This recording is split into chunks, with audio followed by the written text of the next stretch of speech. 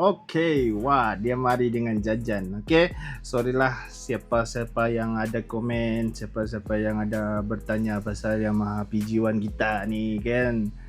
Okey, tentang apa-apa yang part saya pakai di motor saya ni. Saya lama tidak menjawab sesi kamu tanya saya jawab pun saya lama tidak jawab buat sebab dalam 2-3 bulan ni saya sibuk dengan saya punya kerja hakiki, tapi selepas ni okey lah, saya rasa okey. Alright, dan yes, jajan tu memang jajan tu saya zoom tu.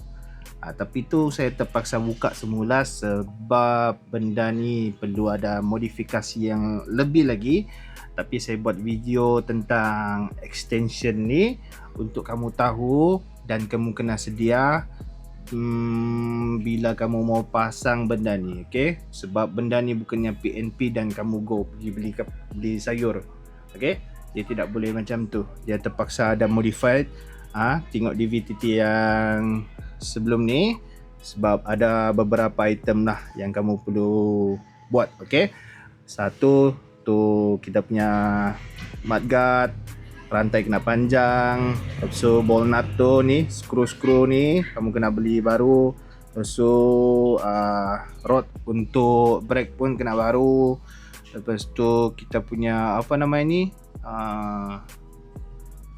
bracket untuk hub tu pun kena modified ataupun add on panjang gah something macam tu lah. Okay, kamu tidak boleh pasang macam tu saja. Alright, jadi benda ni datang dengan risk dia sendiri. Jadi kamu kena tahu sebelum kamu mahu buat modified macam ni. Okay, apa-apa Roger di bawah, komen je, komen, nanti saya respon lah. Okay.